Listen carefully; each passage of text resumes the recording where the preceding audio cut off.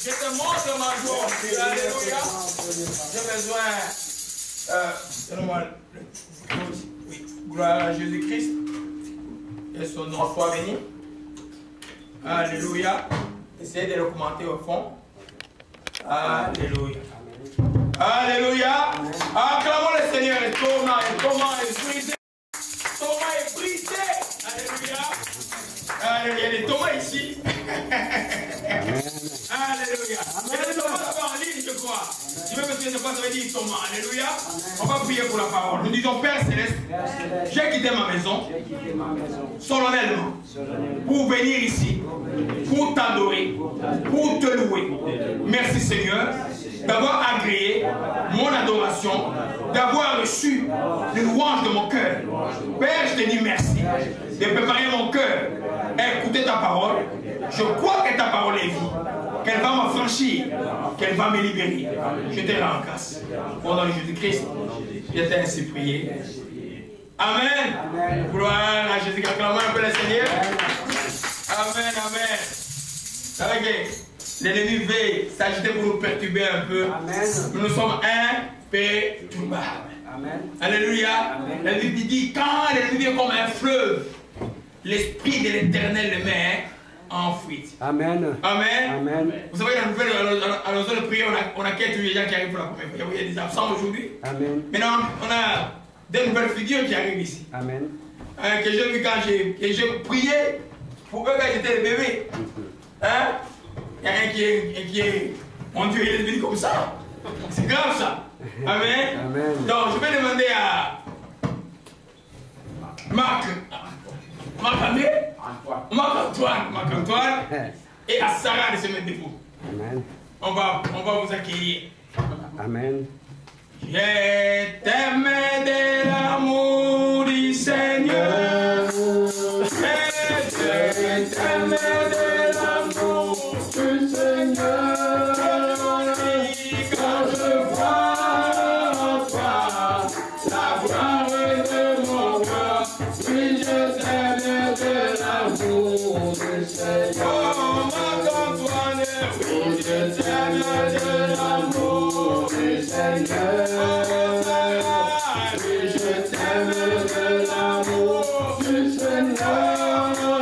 Oui, quand je vois en toi la gloire de mon roi, oui, je t'aime de l'amour du Seigneur. Nous aimons, oui, je t'aime de l'amour du Seigneur. Oui, je t'aime de l'amour du Seigneur. Quand je vois en toi la gloire de mon roi, oui, je t'aime de l'amour du Seigneur. Père, je bénis ton Saint-Nom pour nos deux enfants qui sont venus aujourd'hui à nous voir, Marc-Antoine et Sarah Bouen, que je bénis au nom de Jésus-Christ de Nazareth. Père, je te rends grâce pour l'entrée de ces enfants ici. Je bénis ton Saint-Nom pour ta présence dans leur vie déjà, je le crois de tout mon cœur. Je te dis merci encore de les garder pour toi, qu'ils grandissent pour toi, qu'ils soient toujours la gloire de ton nom. Père, encore que les sages le couvrent et les gardent de tout ma toute poursuite dimanche sous quelque forme sur toi dans leur vie. Je le casse la briser au nom de Jésus-Christ. La marche, la magie est brisée comme un chikim, comme chita, comme un yendo chikim. Je te rends grâce encore. Je te dis merci encore de les préserver de tout mal.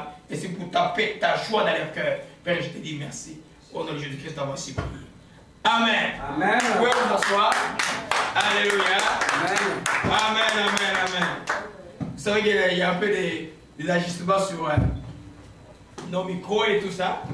On va beaucoup travailler cette semaine ici à changer les micros, à chercher les shows, les mixteurs et tout ça. Amen. On doit s'adapter à beaucoup de choses. Tout ceci va un peu partir. Alléluia. Amen. Est-ce que vous m'entendez bien? Amen. Ok.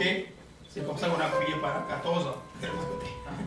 Alléluia. Amen. Gloire à Jésus-Christ. On va s'ajuster petit à petit. Alléluia. Amen. Le Seigneur est bon. Gloire à Jésus-Christ. Nous continuons avec l'enseignement. Nous sommes dans quel enseignement? Que tout le monde me dise le titre. L'homme selon le cœur de Dieu. David. Tout le titre c'est quoi? Le roi David, l'homme selon le cœur de Dieu. On est dans la partie 21. Oh là là. 21. Dans la partie 20. Voyez un peu? C'est tout un livre là. Parce que tu connais la vie de David. La Bible dit c'est l'homme selon le cœur de Dieu. Dieu voudrait de ses enfants que leur cœur ressemble à la vie de David. C'est le but de la... Vous allez voir quand je vais conclure au mois d'Afrique, les caractéristiques de David, un par un, vous allez voir que c'est ce que Dieu demande à chacun d'entre nous. Comprenez un peu? L'enseignement est fait de beaucoup de peintures, de beaucoup de styles pour réveiller les gens, mais pour arriver à un seul but qu'un jour, toi et moi, Dieu peut me dire, tu es mon fils, tu as le cœur selon, tu as le cœur selon moi. Si ton cœur n'est pas transformé en Christ Jésus, Dieu ne te verra pas. Dieu a fait miracle pour toi, c'est le salut. Et là, ton âme doit être transformée, ton intérieur doit renouveler. David, nous allons voir que son cœur est transformé, son intérieur est renouvelé. Nous allons voir dans la vie de David que beaucoup de choses qui lui sont arrivées nous servent aujourd'hui des leçons. Et pour que nous ne suivions pas ces chemins-là. Dans la partie 20, dimanche passé, nous allons parler de la fuite de David devant qui Absalom, son fils. Comment son propre fils le poursuivait, pas pour le faire cadeau, pour le tuer et prendre sa place du roi. Alléluia. On a vu dimanche passé et comment est-ce que David n'a pas perdu de sa personnalité à cause de cette humiliation. Beaucoup de gens m'ont appelé même d'ailleurs pour dire, oh, cet enseignement sur l'humiliation, c'est vraiment merveilleux. Comment s'y comporter quand les gens se moquent de toi? Comment s'y comporter quand je dis, toi tu es comme ça? Comment toi tu n'es pas ce que les gens disent. Tu es ce que Dieu dit. Les gens ne peuvent pas définir toi. Toi comme tu es là, Dieu t'aime comme tu es. Tu n'as pas regardé d'attendre l'ascension ou l'assentiment des gens autour de toi. Ce n'est pas important. Vous savez, quand j'étais jeune, j'avais les cheveux jusqu'ici là. Et puis, je le prenais comme ça là. Et puis, je marchais. Me dire, comme je faisais beaucoup de YouTube, je marchais comme ça. Hein, je vais vous amener les photos. Alléluia. Mais aujourd'hui, là, vous voyez, il y a un aéroport ici. Hein, c'est un aéroport de Dorval qui est sur la tête. Mais je suis intérieurement, je suis resté le même. Tout le monde qui connaît Papa Laurent, depuis que j'étais jeune, aujourd'hui j'ai 58 ans, ils vont dire, oh, il est le même.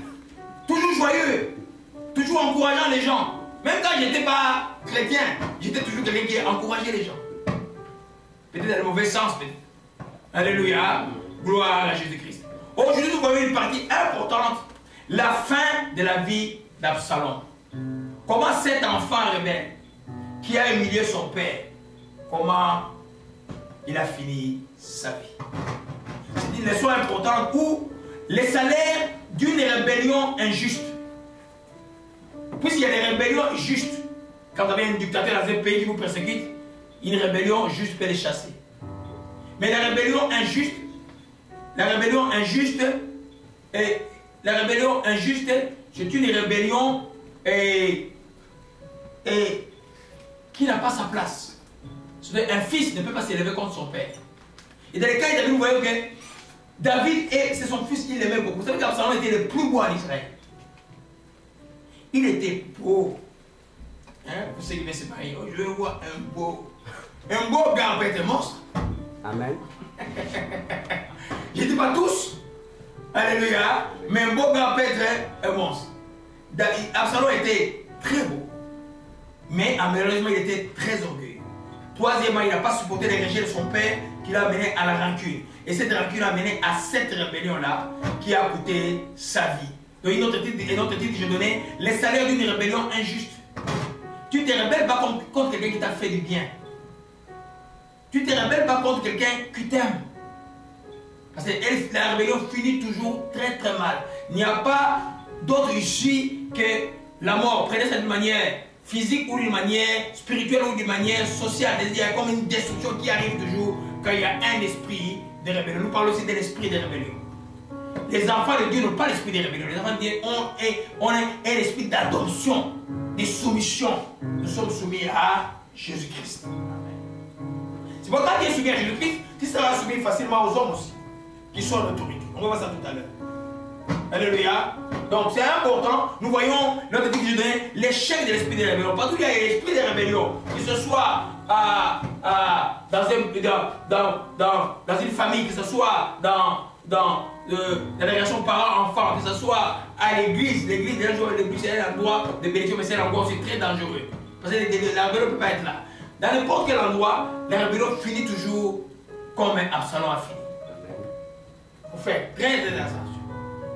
C'est pourquoi quand un vrai serviteur de Dieu est là, il voit les enfants rebelles, il bénit toute la nuit, il bénit tout le parce qu'il n'a même pas besoin de te dire quelque chose sur toi qui est déjà le problème. C'est comme un papa aussi, quand il voit un enfant rebelle, ne dis pas, ah, ne parle pas tout le monde, oh mon enfant est comme ça. Non, non, non, n'est pas la personne, toi bénis ton enfant, tu vas voir l'enfant demain va revenir. Calme. Alléluia. Parce que c'est lui à qui Dieu a donné l'autorité, l'autorité, aussi l'autorité de maudire. Mais toi ne maudis pas parce que tu es chrétien. Vous comprenez un peu? Alléluia. Donc, nous avons beaucoup de leçons à tirer sur la vie d'Absalom. Alléluia. Hier soir, oh mon Dieu, il y a beaucoup d'enseignements à besoin de prier. Je ne sais pas s'il y a beaucoup d'enseignements bons comme ça là. Amen. Il y a un enseignement que j'ai vu sur l'esprit de la rébellion que j'ai enseigné dans les œuvres de la chair. C'est 2 parties. C'est très profond. Pendant ce temps ici, parce que je ne veux pas revenir sur ça là, allez suivre ça à la maison. Amen. Et vous qui êtes en ligne. C'est très très important.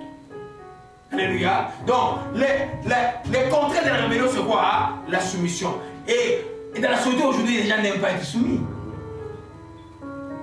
Qui aime être soumis dans la société? Non, les gens aiment être rebelles. Alléluia. Oh, imaginez une société où personne n'est soumis à la loi, même à la loi de la ville, à la loi de la province. Qu'est-ce qu'il y aura à la ville? Les chaos. Les chaos comme il y en a au Congo maintenant. Les chaos. Vous comprenez un peu?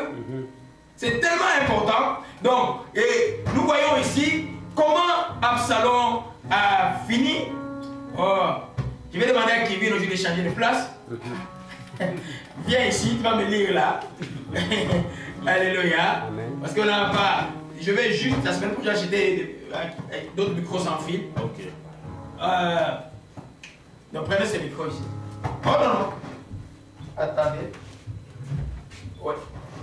Donnez ça au frère Kevin. Alléluia. Amen. Tu vas nous lire dès Samuel 18. Dès Samuel 18. Verset 8 à 18. Un instant.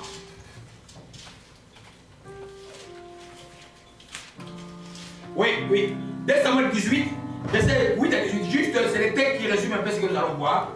Alléluia. Il dit, entre-temps, je vous signale que peut-être dimanche prochain, si on a le temps, on va replacer notre projecteur. Sinon, ça va attendre d'autres semaines. Okay. Parce qu'il faut, tout ça, ça va être en événement, on va remplacer par un autre projecteur. Amen. Amen. Allez-y. Je lis au nom du Seigneur Jésus. Gloire à Jésus-Christ. Le combat s'étendit sur toute la contrée et la forêt dévora plus de peuple ce jour-là que l'épée n'en dévora. Absalom se trouva en présence des gens de David. Il était monté sur un mulet. Le mulet pénétra sous les branches entrelacées d'un grand térébinthe et la tête d'Absalom fut prise au térébinthe. Il demeura suspendu entre le ciel et la terre. Et le mulet qui était sous lui passa outre. Un homme ayant vu cela vint dire à Joab, « Voici, j'ai vu Absalom suspendu à un térébinthe. » Et Joab dit à l'homme qui lui apporta cette nouvelle, « Tu l'as vu, pourquoi donc ne l'as-tu pas abattu sur place? Je t'aurais donné 10 cycles d'argent et une ceinture. » Mais cet homme dit à Joab, « Quand je pèserai dans ma main 1000 cycles d'argent, je ne mettrai pas la main sur le fils du roi, car nous avons entendu cet ordre que le roi t'a donné à toi, à Abishai et à Itaï. Prenez garde chacun au jeune Absalom. Et si juste a tenté perfidement à sa vie, rien n'aurait été caché au roi, et tu aurais été toi-même contre moi. » Joab dit, « Je ne m'arrêterai pas auprès de toi. » Et il prit en main 3 javelots et les enfonça dans le cœur d'Absalom, encore plein de vie au milieu du térébinthe. 10 jeunes gens qui portaient les armes de Joab entourèrent Absalom, le frappèrent et le firent mourir. Joab fit sonner de la trompette, et le peuple revint cessant ainsi de poursuivre Israël, parce que Joab l'en empêcha. Ils prirent Absalom, le jetèrent dans une grande fosse au milieu de la forêt et mirent sur lui un très grand monceau de pierre. Tout Israël s'enfuit, chacun dans sa tente.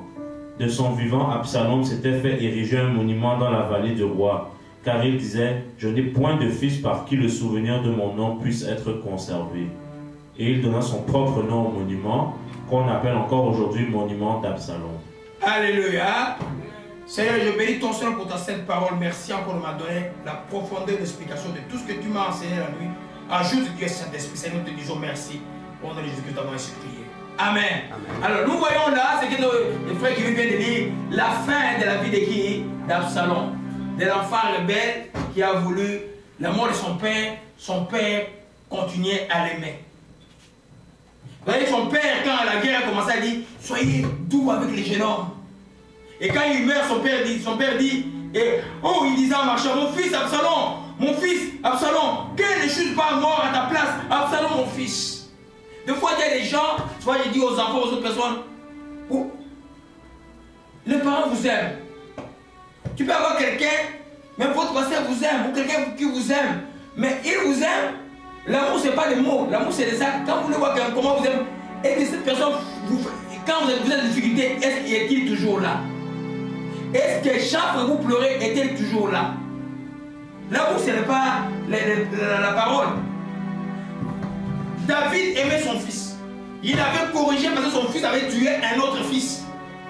Et le fils a mal pris ça parce qu'il n'a pas aimé la correction parce que c'était un orgueilleux. Vous voyez, l'esprit de la révolte et l'esprit de la rébellion procède de quoi? De l'orgueil dans les cœurs.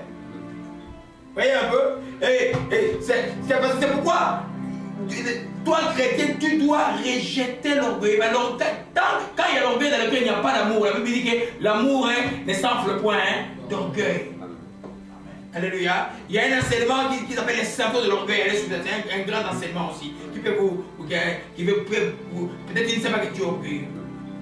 Alléluia. Nous comprenons par là. Donc, cet enfant-là, il finit mal. Il finit, malgré l'ordre de papa de ne pas le tuer, les généraux ont dit non, il mérite la mort. Parce qu'il a cherché la mort de son papa, le roi. Donc, partout il y a la rébellion, injuste, je vais dire. Parce que quelqu'un peut souvent l'enseignement, il y a un pasteur au Canada qui a gêné, non, ces dictateurs, on peut les laisser parce que la rébellion, c'est mauvais. Non, celui qui tue les gens, là, celui qui est un dictateur ne peut être chassé par la force. Parce qu'il ne peut pas comprendre les autres langages. Il tue les gens, des milliers de personnes. Dieu va utiliser entre eux là des méchants, un autre méchant va les chasser. Vous comprenez un peu? Alléluia. Revenons sur le sujet. Donc, le premier principe que nous voyons aujourd'hui, tout combat engagé avec l'esprit de rébellion envers ce qui est juste ou celui qui est juste est voué à l'échec. Amen. Est voué à l'échec. Toute rébellion est vouée à l'échec. Que ce soit dans l'ordre établi dans la famille, chaque fois que la personne qui a l'autorité, par exemple du papa est bafoué dans la famille, la rébellion qui s'est faite est vouée à l'échec. La rébellion n'aura pas raison sur celui qui est juste. Celui qui est juste aura toujours raison, même s'il demeure toujours dans l'amour, dans cet amour-là, peut-être mais par lui-même que tout le monde va être délivré, sauvé. David, son fils le poursuivait, mais il aimait son fils. Vous comprenez un peu? Parce que le fils avait quoi? L'orgueil dans le cœur. Le fils avait quoi? Les regrets, on a vu. Il y avait la rancune, il y avait l'amertume. J'ai dit toujours à tous les enfants ou les jeunes, ne développez jamais un quelconque sentiment d'orgueil ou des rébellions envers les parents. C'est là vous allez. La Bible dit honore ton père et ta mère afin que tu puisses avoir une longue vie. Amen. Et ça même, le don croyant, même les psychologues du monde vont vous dire ça. Quand tu n'honores pas les parents, tu te compliques la vie. Il y en a même qui insultent leurs parents. Je me rappelle à l'époque, il y a un dépanneur quand on était en Côte de Neige, il y avait un dépanneur jeune italien qui vendait, je crois, dans les années 99, 98.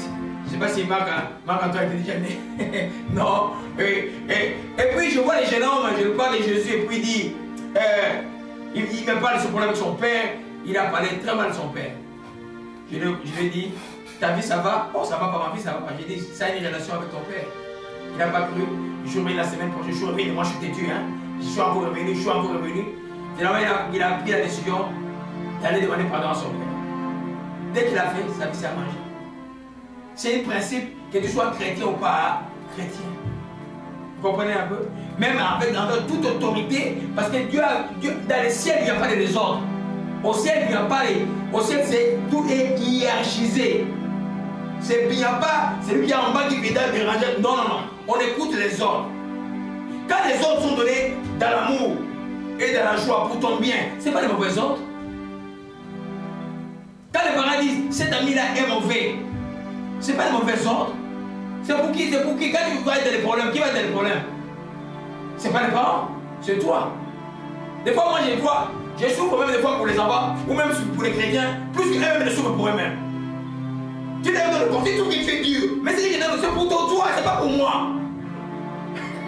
C'est pas pour moi, regarde là, moi j'ai bientôt 60 ans et puis bon, écoute. Et les enfants grandissent, je vois la Déborah à quel âge aujourd'hui.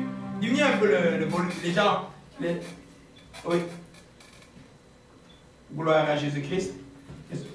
Moi, il faut aider un peu Déborah à diminuer juste le volume du piano parce qu'on m'a fait la max, c'est un peu fort.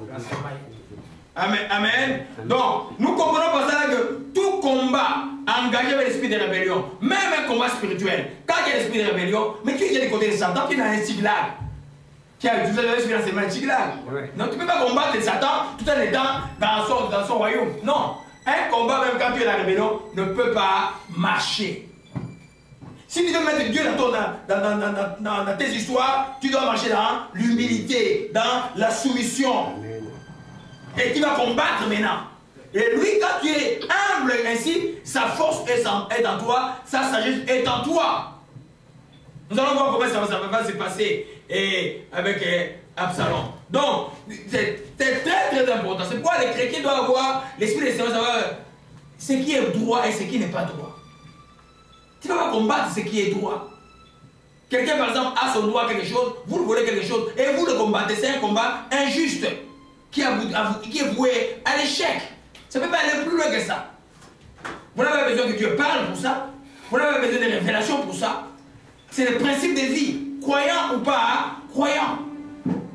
Alléluia. C'est comme, dans un pays, tout marche bien et bon. C'est comme au Canada, quelqu'un se lève avec les armes, il prend les armes pour prendre le pouvoir à force ici. Ça ne peut pas marcher. C'est injuste parce que le système ici est déjà bien établi. C'est un système équitable. Il y a des votes qui se passent, les votes sont clairs, sont crédibles. On vote, celui qui sort, c'est celui que le peuple a élu. Tout le monde a accepté. Alléluia. Amen. C'est très important. Je vois par exemple dans la réforme d'une femme envers un mari. C'est voir l'échec.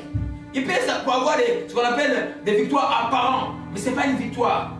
J'ai subi des gens dans ma vie, je peux vous assurer, c'est tout le temps comme. Et je me rappelle, il y a une jeune fille pour qui j'ai amené la dot au Congo, et puis après, je suis marié, c'était en pompe, puis j'étais tous les deux comme des colombes, hein, tout ensemble, tout ça. Donc, je dis, oh, c'est juste simple, moi ça ne m'impressionne pas. Moi, j'attends la première épreuve, comment vous allez réagir. Vous voyez un peu? Alors, j'ai remis en fait, en résumé, cette jeune femme 7 fois dans sa maison. 7 fois. Je l'ai pris, je l'ai remis. Et puis la 7 fois, je lui disais ceci. Cette fois, c'était sur l'onction. Si tu fais encore ça, ce que tu fais, on va t'enterrer ici, ça ne va pas être bon. C'est que j'ai acheté ça dans mon cœur. Et puis quelques années après, Benjamin était tout petit, il allait jouer au ballon sur Notre-Dame. Et au sortir, je vois la dame avec une poussette, j'avais plus vu, ça faisait 10 ans. Il dit, oh, docteur, ce que tu m'avais dit est arrivé. Je dis quoi, je t'avais dit, j'ai oublié. Ah non, j'ai une maladie dans le sang, on me dit que je ne vais pas mourir. Est-ce que... Et puis maintenant, il commençait à chercher à savoir des informations sur les maris qu'il n'a plus vu. Et depuis 10 ans, comment je peux arranger pour qu'elle prenne les enfants et tout ça. Et puis j'ai parlé, il dit, non, tu ne vas pas mourir. Humilie-toi. Va dans tout le monde où tu as humilié cet homme-là, demande pardon, dis que c'était toi là qui as fait. Et puis on va prier avec toi. J'ai prié pour lui. Et puis le mari qui est un pasteur aussi a prié pour lui. Et puis elle n'est jamais morte, elle est vivante toujours. La rébellion n'a pas de place. Que ce soit à l'école où vous allez, que n'importe où vous allez, s'il y a un ordre, s'il y a un règlement, l'homme intègre respecte les règlements. Hein? Même dans la route quand tu conduis, c'est pas parce que tu as tu es costaud comme c'est mon fils. Hein? Marc-Antoine, alors, tu as une voiture bolide. Hein? Mais la voiture bolide, on n'a pas dit, dans la route on dit 100 km, la vitesse la plus haute est 60 à 100. Tu ne dépasses pas. Après, tu commences à rouler à 130, 140, tu es en dehors de la loi. Même là, Dieu même ne te protège même pas. Alléluia. Nous comprenons que, revenons sur le sujet, donc, tout esprit des rébellions envers ce qui est juste est voué à l'échec. En d'autres termes, ça n'aboutira à rien. C'est pour les enfants de Dieu. Moi, mes filles, dans la foi, comment je les forme, elles savent ceux qui sont mariés, comment je les forme, je les brise. Moi-même, je suis dur envers eux pour qu'ils sachent que dans la vie, quand tu sais supporter, tu sais être soumis, c'est pas être soumis, c'est pas être esclave. C'est obéir à ce que Dieu demande. Quand je dis brise, je ne le brise pas avec le marteau, non, avec quoi? Avec la parole de Dieu. La parole, quand même, moi-même, des fois, je dis, oh, ça me brise. Moi-même, j'ai prêché, mais ça me fait mal. C'est-à-dire que dans cette sphère-là, je ne suis pas encore très correct. Vous savez ça? Ah, Kevin s'étonne. Oh, oui, c'est ça. Par exemple, la colère, moi, j'ai dit là avec longtemps. Hein? Demandez au petit là. Hein? J'ai dit avec longtemps. Là, j'ai fait un grand progrès par rapport à la maîtrise de soi, à la colère, par exemple. Mais parce qu'il y a des choses qui me contrarient et je continue. Le plus que je supporte, et je change l'esprit de colère. Deuxième principe que nous voyons, l'espoir né d'une rébellion injuste est une vapeur qui passera. Retournons au peu dans 2 Samuel 15. L'espoir né d'une rébellion injuste est une vapeur qui passera. Ça veut dire que quand une rébellion commence, l'homme charnel est dans la joie. Ils sont sûrs qu'ils vont gagner. Quand la rébellion commence, que ce soit dans un pays, à l'état familial, à l'église, ceux qui le commencent sont dans la joie. Vous allez voir, vous voyez, prenons maintenant 2 Samuel plutôt, 15, je vais vous montrer ça rapidement. 2 Samuel 15, c'est là où la révolte d'Absalom a commencé. Alléluia. Et frère qui vient, tu peux nous lire les versets 11, 10 jusqu'à 12. 2 Samuel 15, verset 10 jusqu'à 12. Je lis au nom du Seigneur. Alors, vous qui nous suivez en ligne, si le piano est fort, si vous écrivez, Benjamin va voir ça sur notre téléphone, il pourra diminuer. Alléluia. Parce que moi, j'ai besoin de ça, sinon je tombe. Alléluia. Allez-y, frère Kevin. Je lis au nom du Seigneur Jésus-Christ. Amen. Absalom envoya des espions dans toutes les tribus d'Israël pour dire: quand vous entendrez le son de la trompette, vous direz: Absalom règne à Hébron. 200 hommes de Jérusalem qui avaient été invités accompagnaient Absalom et ils le firent en toute simplicité sans rien savoir. Pendant qu'Absalom offrait les sacrifices, il envoya chercher à la ville de Gilo Achitophel, le Gilonite, conseiller de David. La conjuration devint puissante et le peuple était de plus en plus nombreux auprès d'Absalom. Alléluia. Le peuple était quoi? De plus. C'était le plein succès. Hein? Vous voyez qu'il y a toujours, même dans le monde, quand on était jeunes, quand des orchestres se divisent, comme au Congo, les orchestres se divisent, ceux qui viennent de commencer, ils sont toujours comme des vents en poupe. Ça paraît comme quelque chose de beau. Mais après, vous allez voir, ils vont encore se diviser. C'est comme, moi j'ai toujours dit, l'esprit de la révolte amène un esprit de sisparité. Qui connaît un peu la sisparité, ceux qui ont fait la biologie, vous connaissez un peu la sisparité? C'est comme c'est des reproductions asexuées. C'est un truc qui se divise soi-même. Comme les amibes, par exemple. Les amibes font la sisparité pour se multiplier. Un, il se divise en deux, celui-là se divise. Vous voyez un peu, ça marche comme ça là. Il faut faire attention parce que l'esprit de la rébellion, il commence toujours avec un grand espoir, avec une grande joie. Ah, oui, j'ai vu quelqu'un il y a quelques années, il venait me voir. Ah non, on était avec ces pasteurs-là, et puis on a quitté. J'ai dit, mais toi tu as commencé avec lui, comment tu as quitté? J'ai dit, non, il ne faut pas faire ça. Mais tu as commencé avec lui, il y a 3 mois tu parlais avec lui avec beaucoup de joie. Mais comment tu changes comme ça d'un coup? Et puis je lui dis, va te demander pardon, dis-lui que bon, moi je vais partir, il va te bénir, tu vas partir. Il n'est jamais parti. Ils ont formé leur petit groupe. Et puis là, dans leur petit groupe, 2 ans après, il m'appelle encore. Ah non, les Baloubas aussi sont réunis. Il dit, moi je suis plus pasteur, c'est quelqu'un de l'autre qui doit te passer. J'ai dit non, c'est pas l'équipe, tu vas mentir, c'est les Baloubas. Ça, c'est l'esprit des divisions que tu es venu avec, de la rébellion qui te poursuit. Ce pasteur-là, il est retourné, il m'écoute, il va savoir, il est retourné voir le monsieur qui l'a amené en Christ et puis qui l'a formé, il a demandé pardon, le monsieur l'a béni et il continue son ministère aujourd'hui. Alléluia. Amen. Il y a quelques temps, j'étais à une station essence en train l'été là, c'est un peu mon hobby là, il fait un peu de mécanique, des histoires comme ça là. Et puis, je vois quelqu'un venir me voir en pleurant un papa. Il me parle de sa situation familiale qui était très très difficile à l'époque. Bon, il me montre ses enfants, il parle comment on les maltraite. J'ai dit, bon, frère, on va seulement prier. J'ai prié pour le monsieur. Je lui ai dit, mais toi tu donnes ta vie à Jésus. Tu ne peux pas vivre ce combat quand l'ennemi vient détruire une famille. Toi, le papa, tu dois te lever en prière. Tu ne dois pas rester comme ça. Vous savez que 4 ans après, cette année-là, on m'appelle une femme et en comment? C'est la femme de ce monsieur-là. Moi, je suis allé, j'ai juste gêné, je suis allé, j'ai prié pour la dame. Dieu merci, elle est sortie de l'hôpital. J'ai prié pour elle. Et puis je vois le monsieur, monsieur, qu'est-ce que tu fais ici? Ah non, monsieur, c'est ma femme dont je t'avais parlé. J'ai dit, prends ta main sur la tête, bénis-la au nom de Jésus-Christ de Nazareth. Il a fait. Il a dit, non, parce que je veux que tu viennes tous les jours. Il dit, non, non, je n'ai pas besoin de venir tous les jours. Il dit, toi, prends seulement la main, bénis. Il a béni. La dame est sortie de l'hôpital. On n'a pas de nouvelles, je crois qu'elle est sortie de l'hôpital. Vous comprenez un peu? Je parle à nos jeunes filles à travers le monde. La rébellion est très mauvaise. Je parle aux enfants par rapport aux parents. Même si tu gagnes beaucoup d'argent, même si ton père devient croulant, ne va pas être rebelle. Quand le papa te donne un conseil, écoute, quand vous devenez adulte, nous devenons vos meilleurs conseillers. Parce que notre amour envers nous est toujours grand. Vous comprenez mes bien-aimés? Donc, j'ai dit, quand la rébellion commence, il y a toujours un espoir. Vous voyez là que Absalom, tout le monde était dans la joie. Donc, imagine que tout le pays s'est levé contre David. David a dit non, je n'ai pas d'autre choix que de quoi? De fuir. On a fait ce dimanche passé. Alléluia. Donc, cette joie-là, elle sera de courte durée, nos amis. Il n'y a pas de vie après une rébellion envers ce qui est juste.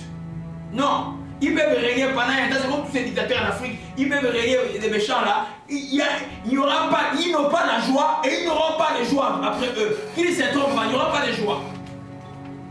Alléluia. Amen. Donc je disais donc, c'est l'espoir d'une rébellion est une vapeur qui passera. Toi, jeune fille qu'on épouse aujourd'hui, ne deviens pas rebelle avec ton mari. Ça ne sert à rien, on va voir ça. Si tu ne connais pas c'est quoi la solution, on va t'appeler. La solution, ce n'est pas l'esclavage. Mais dans chaque organisation, il faut qu'il y ait un chef. Il faut que l'ordre soit établi. S'il y a 3 chefs, c'est dangereux. S'il y a 2 chefs, dans un pays, on a combien de présidents?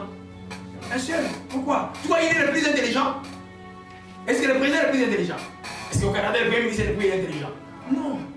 Il fait quoi? Il s'entoure des conseillers. Amen. C'est ça le rôle de la femme. Le meilleur conseiller, la meilleure personne qui protège la famille. C'est pourquoi la Bible appelle la maîtresse de la famille. Je donne cet enseignement même à nos enfants déjà quand ils ont 12. Quand ils sont toujours jeunes, parce que ça doit entrer. Je me rappelle à l'époque, quand elle me suivre à celui de mon grand frère, c'était à la maison de prière. On était à l'étude publique à la maison, on partageait sur Éphésiens chapitre 5. Je crois qu'elle se rappelle de ça. Elle me suit et elle se rappelle de ça. Et puis il dit, on va lire. Dans ce texte, il est écrit, on va voir ce texte aujourd'hui, il est écrit, femme, sois soumise à son mari. On a prié comme on a prié comme ça avec l'onction de Dieu. Et puis nous tous avons lu ce texte-là. Il est tombé. Ah, elle a crié par terre, elle est tombée. Bah, elle a crié. Tout le monde ne comprenait pas, que moi je comprenais qu'il y avait l'esprit de rébellion qui était en elle. Aujourd'hui, c'est ma fille qui me fait honneur dans Christ comme épouse. Mère de 3 enfants, vous avez vu, elle est venue chez le frère, elle s'est bilingue. Vous comprenez un peu? Elle a été délivrée de ça avant, et quand elle a été délivrée de ça, quelques temps après, je vis en vision comment sera son mari. Avec tous les détails, je l'ai appelé. Je vis ton mari sera comme ça, comme ça, comme ça, comme ça. C'est quoi je vous dis, quand je vous dis attendez, oh, c'est pas pressé. Alléluia. On ne force pas Dieu. On ne force pas des visions. C'est Dieu qui parle, mais Dieu répond toujours à nos prières. On ne sait pas quand il va répondre. Et j'ai vu le monsieur, tel qu'on m'a décrit, intellectuel, ingénieur, papa, avec cette. Quel temps après il m'appelle, il dit, oh, il y a un monsieur qui me suivait depuis longtemps. Moi, je ne voulais pas de lui. Je voulais pas de.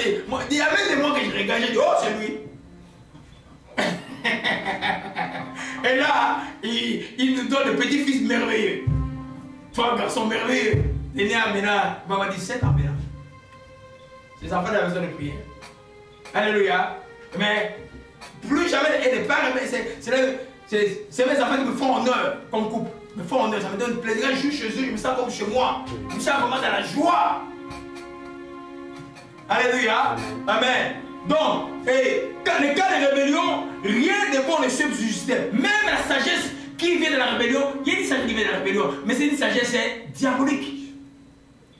Vous savez un peu? On vous a parlé de qui? d'Achitophel. Vous voyez un peu? Le verset 12 dit, Achitophel et Guilherme conseiller de David, conjuration de puissance. C'est-à-dire qu'Achitophel avait des conseils, mais ces conseils pouvaient être très très diaboliques. Vous voyez un peu? Ouskaï avait des conseils, mais les conseils du côté de... Là, on se retrouvait comme Absalom représentant les diables, et puis David représentant l'ordre de l'Éternel. De l'autre côté, ils avaient des conseillers. Alléluia. Parce que même les diables, ils s'achètent dans les choses qu'il fait. Quand il nous tend les pièges, quand il sait non, celui-là, frapper, il ne peut pas frapper. Je vais... là, il est faible, je vais aller... C'est une sagesse. Alléluia. Mais quand il y a une sagesse qui se développe dans la rébellion, elle finira très mal. On a vu qu'Achitophel est mort comment, hein? Il s'est pendu lui-même parce que son conseil n'avait pas été suivi. Mais c'était un bon conseil diabolique qui pouvait tuer David. La réalité est que quand il y a la rébellion, je contextualise un peu l'enseignement, quand il y a l'esprit de la rébellion aujourd'hui, ce n'est pas le Saint-Esprit qui te dirige. C'est la chair qui te dirige. Alléluia. Parce que la rébellion englobe tout ce qui est dans Galates. Lis-moi mon fils, Galates chapitre 5. Gloire à Jésus-Christ. Oh, aujourd'hui, il y a beaucoup de profondeur. Hein? Comment je vais faire? Bon, Saint-Esprit amène-nous simplement. Alléluia. Galates chapitre 5. Alléluia.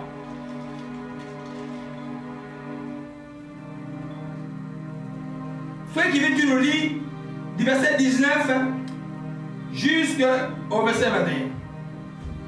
Je lis au nom du Seigneur Jésus-Christ. Or, les œuvres de la chair sont manifestes. Ce sont l'impudicité, l'impureté, la dissolution, l'idolâtrie, la magie, les inimitiés, les querelles, les jalousies, les animosités, les disputes, les divisions, les sectes, l'envie, l'ivrognerie, les excès de table et les choses semblables. Je vous dis d'avance, comme je l'ai déjà dit, que ceux qui commettent de telles choses n'hériteront point le royaume de Dieu. Amen. Vous voyez, là, c'était les œuvres de la chair. Et quand j'ai donné l'enseignement sur les œuvres de la chair, dans les choses semblables, j'ai enseigné sur la rébellion.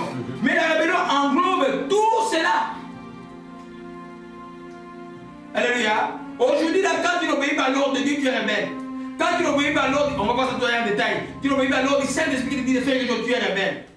Alléluia. Quand tu n'obéis pas à l'ordre établi par Dieu, et par exemple, toi, on met les paroles, il ne faut pas partir là-bas, tu parles quand même, tu es rebelle. C'est quoi qu'il y a des contraventions? Alléluia. Alléluia. L'esprit de la rébellion ne peut pas être un esprit. L'enfant de Dieu a un esprit d'adoption, un esprit doux, un esprit de soumission, un esprit qui écoute. Tu n'es pas faible quand tu es soumis. Tu n'es pas faible quand tu es doux. Il y a vous avez vu tous ces gens, moi, tous les jeunes gens qui avaient des fétiches pour donner des coups chez moi, il y en a qui, quand ils te donnent un coup de tête comme ça, tu t'endors. Donc ils avaient fait des fétiches pour frapper les gens. Parce que tous sont morts avant 50 ans. Ils étaient rebelles à leurs parents. Ils fumaient des ça va commencer, même en Afrique, il y a déjà fumé du cannabis. Ils fumaient du cannabis depuis l'âge de 17 ans. Ils se croyaient forts. Ils voulaient impressionner un peu dans beaucoup de choses. Ils étaient tout le temps avec des filles et des femmes même plus âgées que eux. Tous sont morts avant la décade. La rébellion envers Dieu, la rébellion envers les parents, avec l'ordre établi de la société, est vouée quoi? À l'échec. Alléluia. Amen. Je voulais vous montrer quelque chose par rapport à la sagesse. Et on va y aller rapidement. Alléluia.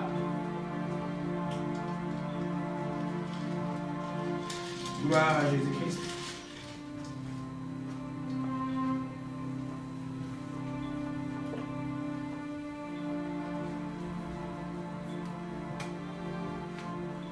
Alors, Bédadès, Samuel 17.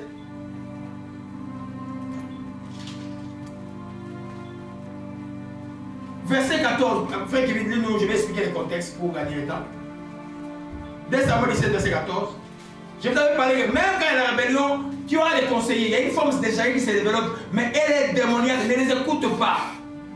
Il n'y a pas d'issue dans un chemin où on se rebelle contre l'autorité établie par Dieu ou l'autorité n'importe où qui est juste, une autorité qui est juste. Il n'y a pas d'issue. Tu peux avoir un peu de succès, un peu de joie, un peu d'euphorie, mais l'euphorie sera de courte durée. Dès Samuel 17, verset 14. Je lis au nom du Seigneur Jésus-Christ. Alléluia. Absalom et tous les gens d'Israël dirent: le conseil de Hushai, l'Archien, vaut mieux que le conseil d'Achitophel. Or, l'Éternel avait résolu d'anéantir le bon conseil d'Achitophel afin d'amener le malheur sur Absalom. Or, quoi? Répétez-moi la dernière phrase. Or, l'Éternel avait résolu d'anéantir le bon conseil d'Achitophel afin d'amener le malheur sur Absalom. Alléluia. Meilleur conseiller. Mais cette fois-là, il n'était pas du côté de Dieu. Mais il a quand même donné un conseil diabolique qui pouvait tuer David. Mais Dieu a contrarié par le conseil de Pouchkaï qui est venu donner un autre conseil. Vous comprenez un peu? Donc, et dans le monde, c'est pourquoi les chrétiens doivent être prudents des fois. Qui te conseille dans la vie? Qui te conseille dans la vie? Alléluia. Tu vois, un jeune homme comme ça là, qui ne fait pas obéir. Les familles ont toujours des règles, des éthiques familiales. Si la famille est chrétienne, toi tu dois respecter les choses chrétiennes. Si tu sors petit, tu as le problème. Tu as le problème. Regarde le monde là. C'est ma voisine qui s'est tout le temps, pendant peu de 10 ans, elle m'a regardé comme un animal étranger. Et puis un jour, je pars au parking, je viens là, il y avait la glace. Il y avait quelqu'un qui, oh, elle est tombée. C'était moi le premier à venir la secourir. La secourir, j'ai dit à son fils, appelle vite l'ambulance et tout et tout. Depuis qu'elle est sortie de l'hôpital, elle est très gentille. Vous allez la voir ici. Parce que l'autre fois, on priait à la maison, Moïse jouait la guitare. Il dit, mais oh, c'est toi qui joues la guitare? Il dit, mais moi je suis trop vieux, c'est pas moi, c'est mon fils. Il dit, oh, c'est moi, j'ai aimé ça, c'est la guitare de Dieu. Hein? Ah, moi si je vais venir écouter, mais viens à l'église. Hein? Vous devez comprendre que le monde, dans tout ce monde, il y a la rébellion. C'est-à-dire que les gens offensent Dieu. Ils ne veulent pas ce qui est de Dieu. Ils ne veulent pas ce qui est juste. Ne quoi, oh non, c'est un grand politicien. Sagesse zéro. Moi, je dis même à tous ces formations-là, vous n'avez pas la sagesse. La sagesse, c'est le Saint-Esprit de Dieu. Parce que vous faites les mêmes erreurs. Alors maintenant, les policiers deviennent politiciens, au lieu d'amener l'esprit de Jésus-Christ, ils vont encore s'accorder aux choses qui ne valent pas la peine. La sagesse, c'est l'esprit de Dieu. Voilà le combat entre Achitophel et Hushai. Achitophel était du côté, c'était le plus grand conseiller d'Israël, mais il était du côté du mal, du côté de la rébellion. Son conseil n'a pas pu tenir. Et Dieu a fait tout pour que son conseil soit tenu. Son conseil était bon, mais Dieu l'a tenu, l'a mis en échec. Vous comprenez un peu? Son conseil était bon, mais Dieu a fait échouer son conseil. Alléluia. C'est pas parce qu'on te donne un conseil que ça va réussir. Si la personne qui te donne est mal intentionnée et la personne qui a la puissance du mal, ce conseil-là ne va pas réussir. Alléluia. Amen. Donc comme nous avons vu tout à l'heure, la rébellion englobe toute la marche selon la chair. Dans la Bible, il y a deux marches.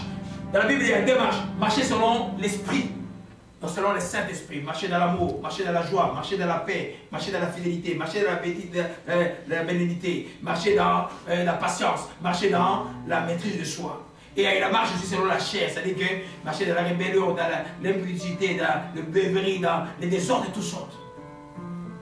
Bien souvent, je pose aux jeunes gens, ce que tu fais c'est bien, ou je sais que c'est mal, comment tu sais que c'est mal, ou je sens dans mon cœur que c'est mal, mais je n'ai pas la force d'échapper. On s'échappe avec qui? Jésus-Christ de Nazareth. Alléluia. Nous comprenons bien aimé. Amen. Donc il existe une bénédiction de l'Éternel. Il n'existe pas de bénédiction de l'Éternel dans une ou après une rébellion injuste. Il n'existe pas. On a eu des rébellions injustes au Congo aujourd'hui. Ah, quand on disait tout le monde était content, Kabila Péré rentré, mais il est entré avec les étrangers. Aujourd'hui, les Congolais sont plus malheureux qu'ils étaient étant. Les Mobutu, parce que cette rébellion n'était pas la bonne. Elle était injuste. Elle était peu où les gens qui sont venus, c'est pas piller les pays. On vit encore les conséquences de cela jusqu'aujourd'hui. Tu vois, dans la vie, toi, on va voir, on va étudier Salomon. Dans la vie, qu'est-ce que tu veux demander le plus à Dieu? L'argent? Un bel homme? Une belle femme? Des enfants?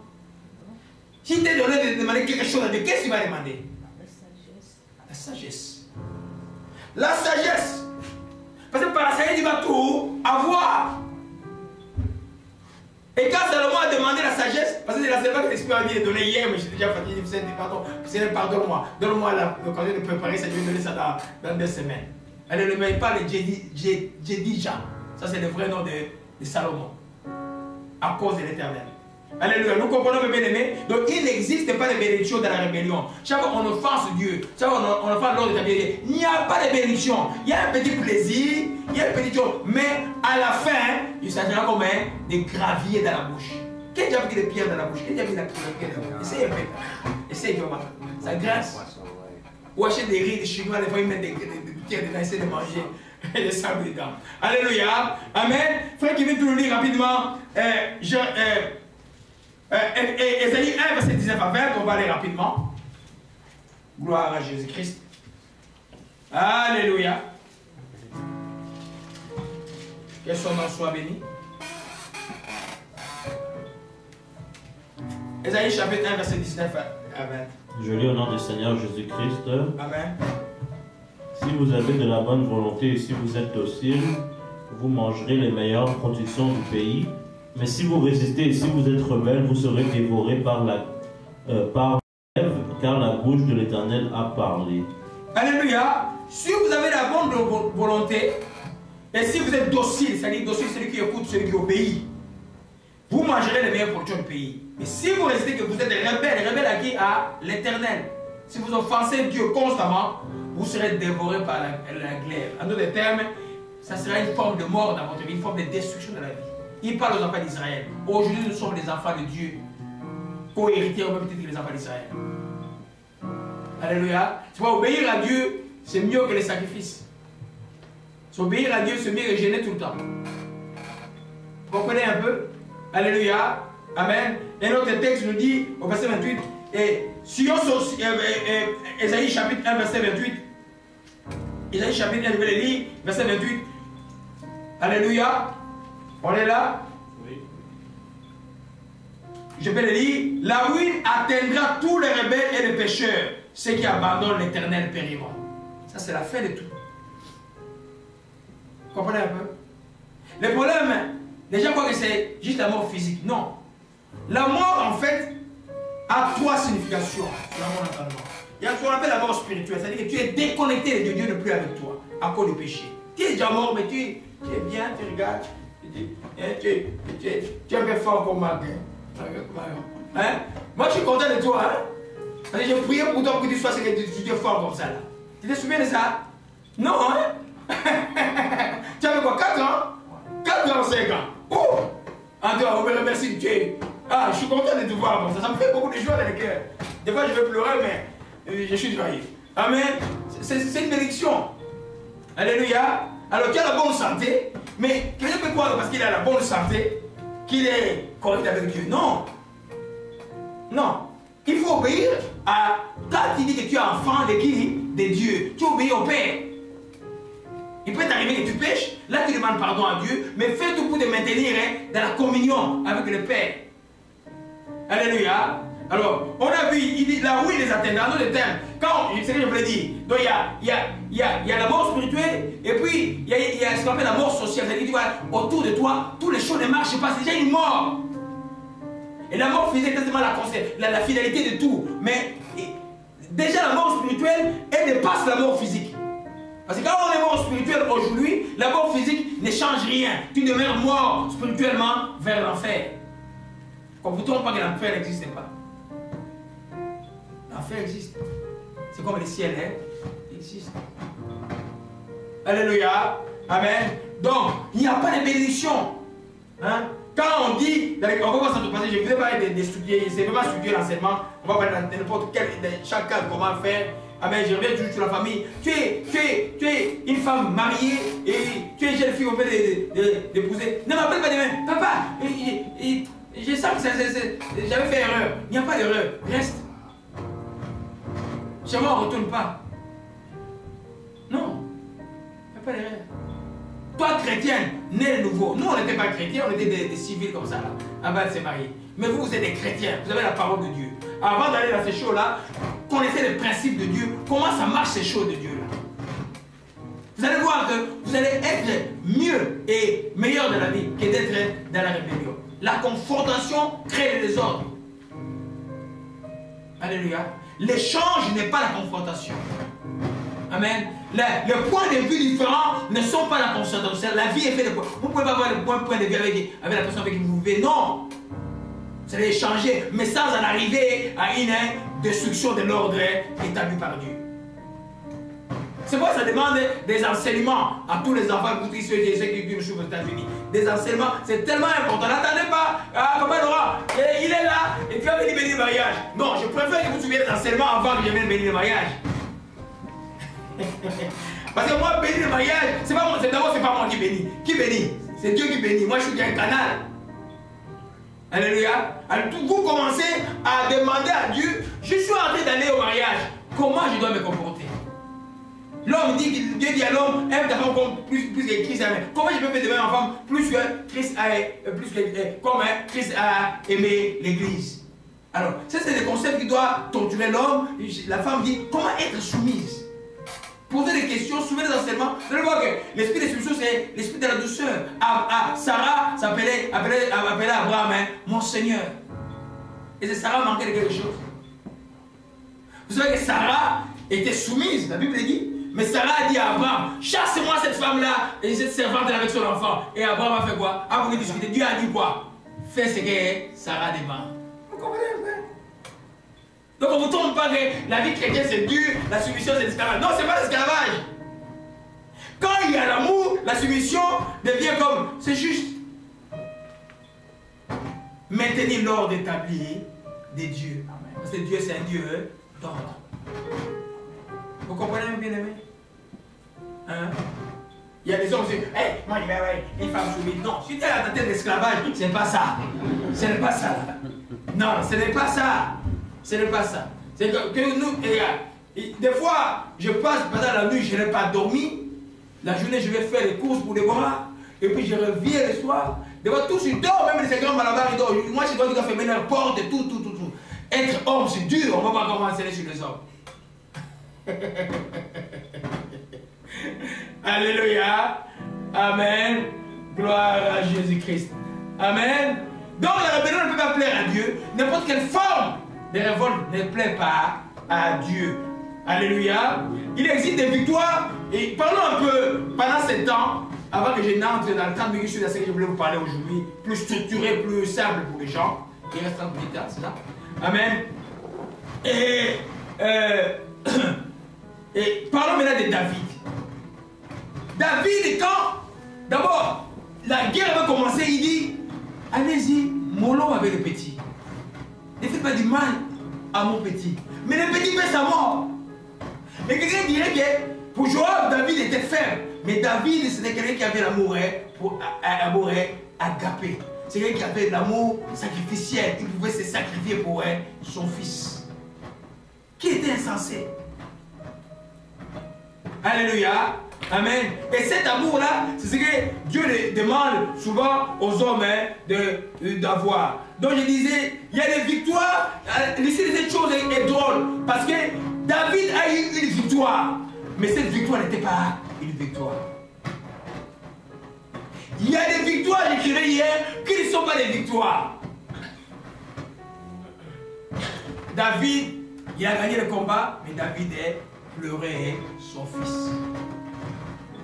Toi, il peut t'arriver, quelle est ton attitude quand tu as quelqu'un que tu aimes mais qui veut te faire du mal, mais Dieu le punit à cause de son mal. Quelle est ton attitude? J'ai entendu beaucoup dans la chrétienté des gens qui viennent du Congo. Ah, Mon Dieu m'a vengé. C'est, hey, il y en a un qui danse. Oh Dieu, merci, merci. Non. La Bible dit, Dieu ne se réjouit pas de la mort de quelqu'un. La Bible dit aussi, dans le Proverbe, on va voir ça tout à l'heure. Toi ne te réjouis pas des malheurs de ton ennemi, afin que Dieu ne chante la vie sur lui. Vous comprenez, mes bien-aimés? Donc, David, la leçon que nous voyons, qu'il y a des victoires qui ne sont pas des victoires, qui viennent, retournons un peu dans 1 Samuel 18. Alléluia. Gloire à Jésus-Christ.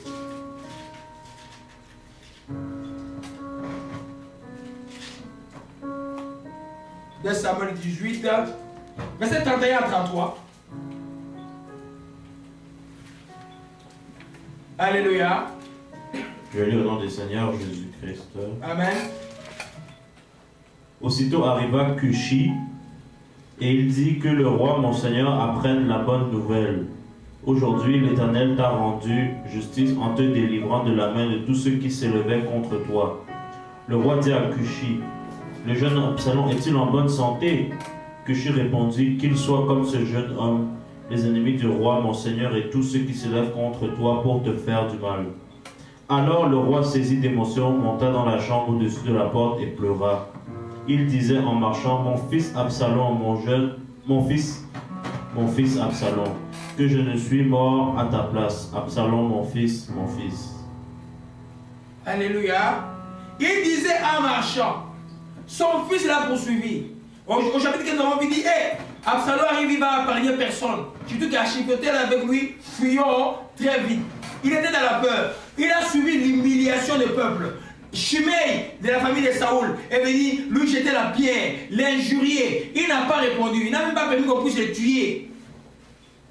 Il a fui. On a vu, je ne vais pas revenir sur l'enseignement du dimanche parce que c'était très profond. Mais finalement, cet ennemi-là qui voulait poursuivre pour le tuer est mort. Lui pleure encore celui qui voulait les tuer. Il aimait son fils. Il avait l'amour agapé dans le cœur. Il était comme le Seigneur à la croix qui a dit, Seigneur, pardonne car ils ne savent pas ce qu'ils font. Vous comprenez un peu? Je vois beaucoup de haine dans la vie chrétienne aujourd'hui qui m'étonne. Qui m'étonne. C'est pourquoi même les dictateurs perdus, parce que les chrétiens ne savent pas comment prier comme on prie pour un dictateur. Quand tu détestes quelqu'un que tu pries, la prière de Yahvé ne passe pas. Ça ne passe pas. Si tu veux que quelqu'un qui est mauvais, que Dieu le règle de son compte, aime la personne, fait du bien à cette personne-là. Vous allez voir que la personne ne fera pas très très longtemps. Et je ne vous dis pas que non, je vais le faire du bien pour que le mal lui arrive. Non, ce n'est pas ça. Tu le fais du bien complètement, vouloir le voir vivant comme David voulait voir son fils vivant. Mais le fils était mort. Alléluia. C'est tellement important. Quand l'on aime, sous principe, quand l'on aime son ennemi, si tu veux détester, si tu aimes tes ennemis, sa mort doit t'attrister. Moi, depuis l'âge presque de 26 ans, j'étais fatigué de mon Mobutu au Congo. Je voyais, même 17 ans déjà, je voyais déjà qu'il y a quelque chose qui ne va pas avec ce monsieur-là. Je m'appelle une fois dans la sous-région où mon papa était, et des gens perdent des trucs, des gens perdent de partir Mobutu. Et un jour, Mobutu est arrivé, tous mes amis disaient, ah, Mobutu, quand tu le vois, tu dois applaudir. J'ai dit, moi, je ne peux pas applaudir. Et il est passé, je n'ai pas applaudi. Vous voyez un peu? Mais, quand il est mort, j'étais ici au Canada, j'ai pleuré. Ça me fait mal. J'ai dit, est-ce qu'il a connu Christ ou pas? Vous comprenez un peu? Jusqu'à ce qu'on t'ait fait du mal. C'est ça qu'on appelle la bénédiction de la persécution chrétienne. Si on t'a jamais persécuté, tu ne sauras jamais si tu as l'amour dans le cœur avec toi. Parce que le vrai amour se développe quand tu entres dans cette révélation de Matthieu 5. Mon fils, allons dans Matthieu 5. Gloire à Jésus-Christ. Allons dans Matthieu 5, verset 43 à 45. Tu peux nous lire? Je lis au nom du Seigneur Gloire à Jésus-Christ. Jésus-Christ. Vous avez appris qu'il a été dit, tu aimeras ton prochain et tu haïras ton ennemi. Et moi je vous dis, aimez vos ennemis, bénissez ceux qui vous maudissent, faites du bien à ceux qui vous haïssent et priez pour ceux qui vous maltraitent et qui vous persécutent, afin que vous soyez fils de votre Père qui est dans les cieux, car il fait lever son soleil sur les méchants et sur les bons, il fait pleuvoir sur les justes et sur les injustes. Alléluia. Nous comprenons la chose la plus importante. Regardez le verset 45. Les 44, nous le connaissons. Aimez vos ennemis, bénissez ceux qui vous maudissent. Mais il y a des chrétiens qui ont la facilité à maudire les gens. Moi, je dis que ton cœur, il est malade. Et tu ne verras pas Jésus-Christ. Tu ne te répands pas, tu ne verras pas Jésus-Christ. Parce que quand on maudit, qu'est-ce qu'il y a dans le cœur? C'est l'amour? Non, c'est quoi? La haine. Quand on maudit dans le cœur, il y a la haine. Or, Dieu veut que, nous avons, la Bible dit que de ces trois choses demeurent, c'est quoi? L'amour, la foi et l'espérance. Donc c'est l'amour qui nous fait traverser la barrière de la vie éternelle après la mort physique. Si tu n'as pas, tu ne développes pas l'amour, tu as un problème sérieux. Et tu as la contrariété et des fois bonnes pour savoir est-ce que tu as vraiment l'amour de Dieu ou pas. Si toi, tu as fait du mal, tu as gagné rancune. Et puis quand tu sens que le bien arrive à celui qui te fait du mal, tu as encore mal. Non, ton cœur est malade. Tu as besoin de te soigner. Tu as besoin de Vita-Christ. Hein? Vita-Christ, c'est la vitamine de Jésus-Christ dans le cœur. Amen. Alléluia. Amen. Amen. C'est pourquoi nous enseignons nos enfants simplement l'amour. On n'a pas autre chose à enseigner. Et on n'est pas bête.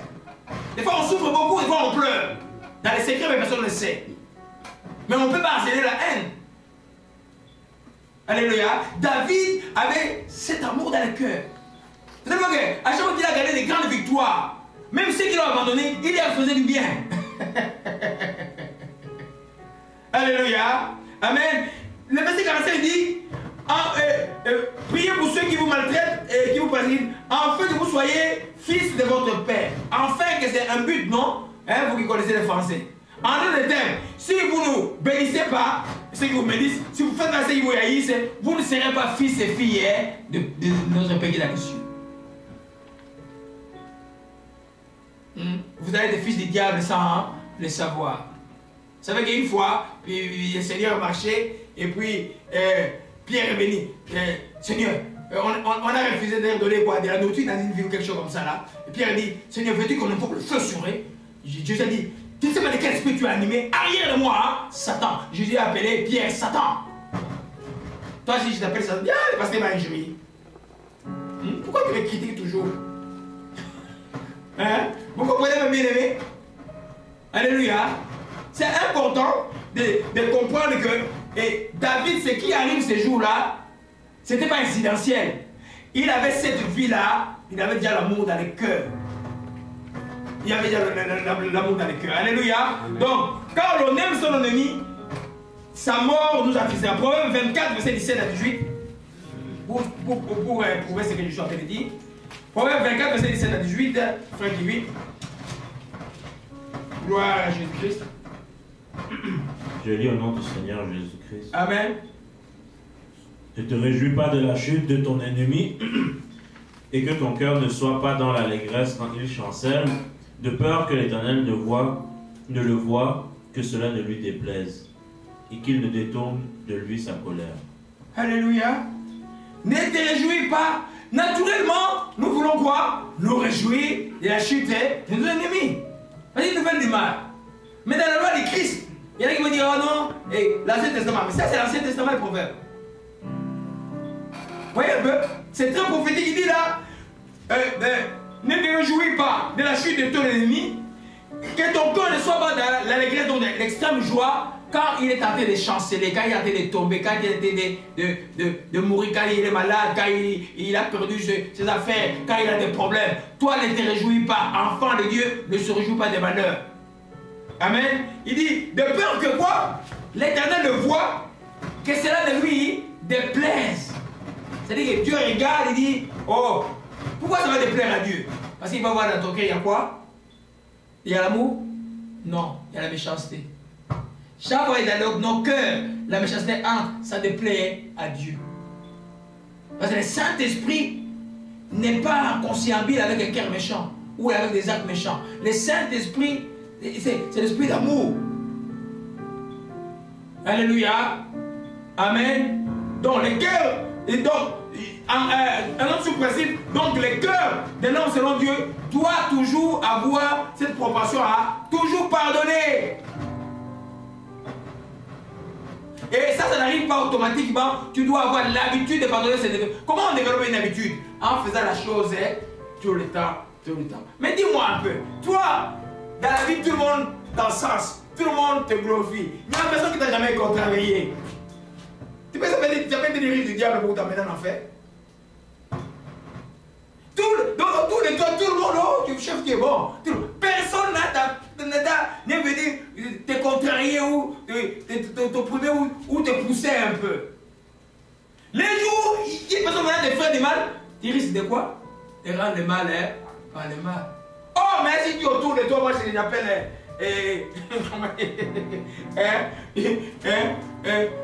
une petite souffleteuse ou un petit souffleteur qui te fait tout le temps des problèmes, tout le temps des problèmes. Toi, tu es enfant de Dieu, tu n'as pas le choix que de pardonner aujourd'hui, demain, après-demain. Après, tu développes quoi? Une habitude de pardonner. Donc, c'est pas des petits méchants à l'école ou partout. Peut-être ce sont des gens que Dieu utilise pour former quoi? Ton caractère. Parce que si on t'a jamais offensé le fort qui va s'arriver, tu vas dire déjà, devant les jeunes, oh, il m'a offensé, non, mais si habituellement il y a des gens qui t'offensent et toi tu pardonnes, tu crées, c'est comme j'ai vu, pour qui j'ai vu ça? J'ai prié pour une personne ici ou hier, j'ai mis un gilet par balle, c'est qu'on a mis un gilet, pour qui j'ai prié? Ah, ok, je vois. Amen, je n'avais pas dit. Amen. On a mis un gilet par balle. Amen. Ça veut dire simplement que tout ce qui vient ne peut pas pénétrer dans le cœur. Les accusations qui ne peuvent pas marcher. Amen. C'est comme une cuirasse de la justice. Je vois la personne. Alléluia. Amen. Amen. Nous comprenons, bien aimé. Donc c'est important pour toi. Alléluia. Donc, pour terminer cette première partie, je saute quelque chose. Non, je vais vraiment pas dedans. Les victoires de grâce. Tout quand ce que j'appelle des victoires de grâce. Qui était fautif comme David a été fautif, il vit la conséquence de ce qu'il a fait. Il reste humble. Mais Dieu t'accorde une victoire que tu ne croyais pas qu'il va t'accorder. Si tu es quelqu'un de reconnaissant, ça va t'éloigner ou t'approcher de Dieu? T'approcher de Dieu. Et vous allez voir que dans David, toutes les victoires de grâce qu'il a obtenues l'ont encore plus approché de Dieu. Vous comprenez un peu? C'est pourquoi le cœur reconnaissant est important. David a fouillé Jérusalem en pleurant, et puis Dieu lui a accordé une victoire. Ça l'a approché. Vous allez voir dans 2 Samuel 24, quand il dédombre le peuple, c'est encore une deuxième faute grave qu'il a fait. Et Dieu a puni Israël, mais quand Dieu l'a pardonné, il s'est encore plus approché de Dieu. La grâce doit nous approcher de Dieu. La grâce ne doit pas nous faire éloigner. Non, Dieu comme il ne fait rien, je vais faire tout ce que je veux. Non. Alléluia. Amen. Tu n'attendais pas la chose, mais la chose est arrivée. Ça doit plus t'approcher de Dieu. Tu te disais, hey, ma vie est finie. Tout d'un coup, une porte s'ouvre. Et c'est une grande porte qui ne pouvait pas être. Tu dis, mais moi là, je suis fautif devant mon Père. Mais il m'a pardonné, il m'a ouvert une porte. Je l'ai saisie. Tu vas encore plus t'approcher de Dieu.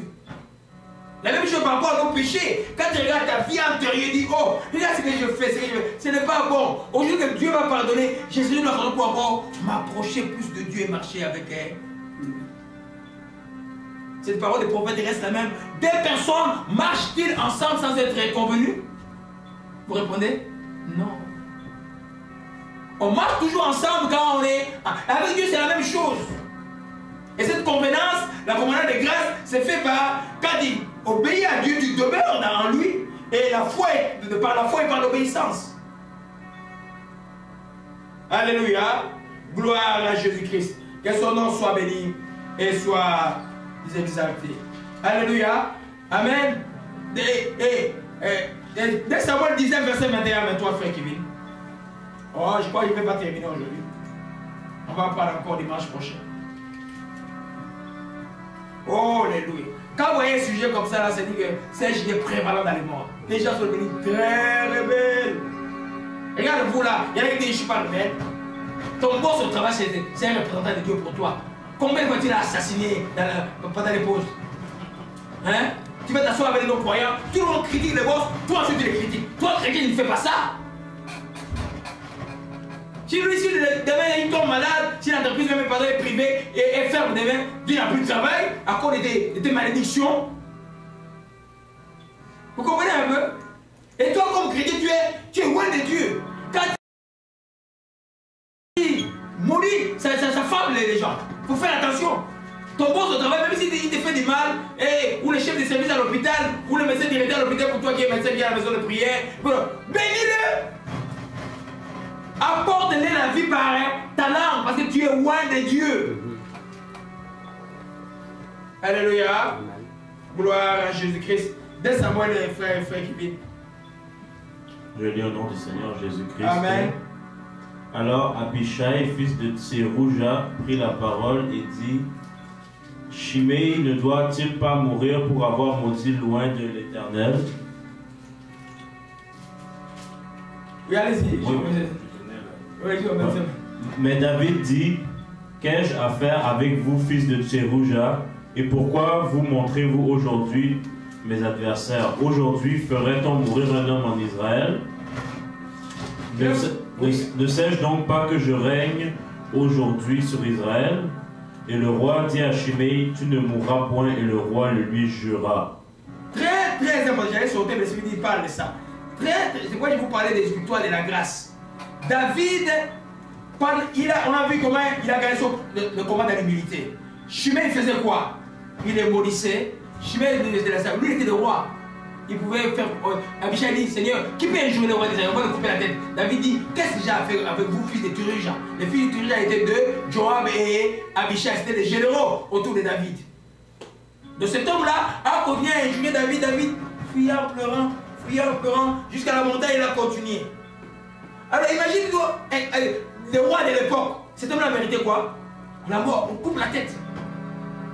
Mais quand David rentre, les malins Shimei, moi je dis, quand tu es malin avec un roi de Dieu, c'est ton problème, tu vas avoir des problèmes. Ça va la faire les Shimei, on va parler la semaine prochaine. Ouais, au verset 20, quand Shimei vient dit: Quand ton serviteur reconnaît qu'il a péché, j'ai vu aujourd'hui les premiers de toute la maison de Joseph à la rencontre du roi, mon Seigneur. Alors Abishai, fils de Tserouja, a pris la parole, dit: Shimei ne doit-il pas mourir pour avoir maudit le roi de l'Éternel? David dit: Qu'ai-je à faire, vous, fils de Tserouja? Pourquoi vous montrez-vous aujourd'hui mes adversaires?